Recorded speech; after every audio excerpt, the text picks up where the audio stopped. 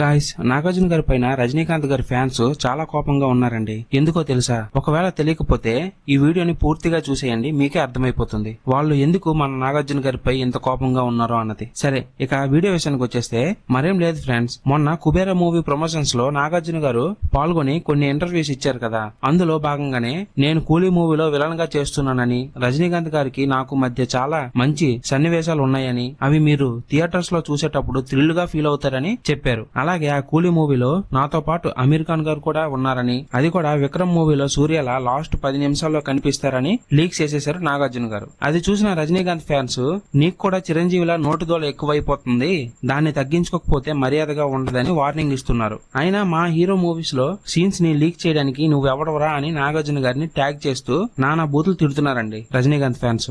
దాన్ని చూసి చూడనట్టు సైలెంట్ గా ఉన్నారు నాగార్జున గారు. కానీ మన టాలీవుడ్ ఫ్యాన్స్ మాత్రం ఆ వార్నింగ్ ఇస్తున్న రజనీ ఫ్యాన్స్ కి గట్టిగానే సమాధానం చెబుతున్నారు. అయినా మా నాగార్జున గారు మీ కూలీ మూవీలో యాక్ట్ చేయడం వల్లే ఆ మూవీకి ఎంత హైప్ వచ్చిందిరా, ఆయన లేదంటే ఆ మూవీని ఎవడు దేకడు అని సమాధానాలు చెబుతున్నారు. మన వాళ్ళు చెప్పింది కూడా కరెక్టే కదా గాయస్. ఆయన ఆ మూవీలో యాక్ట్ చేయడం వల్లే ఆ మూవీకి మన 2 తెలుగు రాష్ట్రాల్లో క్రేజ్ ఏర్పడింది. లేదంటే ఓన్లీ మన టాలీవుడ్ లోనే 45 కోట్లు పెట్టి డబ్బింగ్ రైట్స్ ఎవరు కొంటారు చెప్పండి. రజనీకాంత్ గారి కెరియర్ లోనే చాలా హైప్ మీద రిలీజ్ అయిన మూవీస్ కి 25 నుంచి 30 కోట్ల లోపే బిజినెస్ జరిగేది మన టాలీవుడ్ లో. కానీ ఈ కూలీ మూవీని ఇంత రేటు పెట్టి కొనుక్కోవడానికి కారణం మన నాగార్జున గారే. ఈ విషయాన్ని ఆ సో కాల్డ్ రజనీ ఫ్యాన్స్ గ్రహిస్తే మంచిది, లేదంటే మ్యాటర్ అంతా తారుమారు అయిపోతుంది మన టాలీవుడ్ ఫ్యాన్స్ తలుచుకుంటే మాత్రం. అయినా ఒక 30 మంది యాక్టర్స్ ని ఒక దగ్గరికి చేర్చి ఆ లోకేష్ కనకరాజ్ ఏం తీస్తున్నాడో ఏమో కానీ నాకైతే ఏమీ అర్థం కావడం లేదండి. బట్ ఈ బొగ్గలు మాత్రం ఎగస్ట్రాలు తగ్గించడం లేదు. ఈ ఎగస్ట్రాలే వాళ్ళ దగ్గర మనకు నచ్చంది,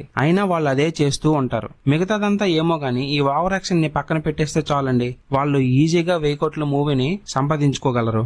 ఇది ఉండడం వల్లే వాళ్ళు సరిగ్గా మూవీస్ తీయలేకపోతున్నారు, తీసినా అది ఎవడ దేకడం లేదు. చాలా రోజుల నుంచి కొంతమంది అంటున్నారు ఈ కూలీ మూవీతో తమిళ ఇండస్ట్రీకి ఫస్ట్ 1000 కోట్లు కలెక్ట్ చేసిన సినిమా లేని లోటు తీరిపోతుందని. కానీ నాకు నమ్మకం లేదండి. మీకుంటే కామెంట్ చేసి చెప్పండి. అలాగే మా ఛానల్లో కంటెంట్ చూసి నచ్చితే సబ్స్క్రైబ్ చేసుకుని మమ్మల్ని ఎంకరేజ్ చేయండి, సరేనా?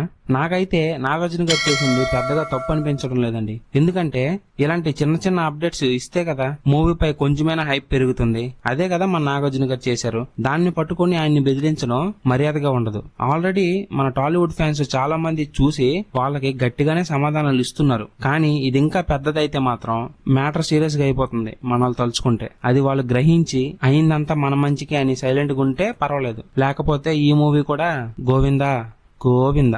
అసలుకే డైరెక్టర్, ఆ ప్రొడ్యూసర్లు అందరూ ఎంతో ఆశపడి ఈ మూవీతో 1000 కోట్లు కంపల్సరిగా కొడతామనే నమ్మకంతో ఉన్నారు. వీళ్ళు చేసే ఓవర్ యాక్షన్ కి అది కూడా పోయిందనుకోండి, ఇంకా మరి వాళ్ళ పని ఓం నమ శివాయ అనుకోవడమే. ఇంకా అన్నిట్లోనూ మేమే నెంబర్ 1 గా ఉండాలి, మేమే పెద్ద పీకినోళ్ళము, మేమే పెద్ద పొడిచినోళ్ళము అనే ఓవర్ యాక్షన్ దొబ్బుతారు తప్ప చేసింది ఏమీ ఉండదు అక్కడ. సరే, మరి ఈ విషయంపై నా అభిప్రాయం అయితే నేను చెప్పానండి. మరి మీ అభిప్రాయం కూడా కింద కామెంట్ సెక్షన్ లో తెలపండి. ఎందుకంటే మన ఫ్యాన్స్ కూడా చూసి అసలు ఏం జరిగింది, ఏం జరగబోతుంది అని తెలుసుకుంటారు. సరే మరి, bye guys, take care, thank you for watching my video.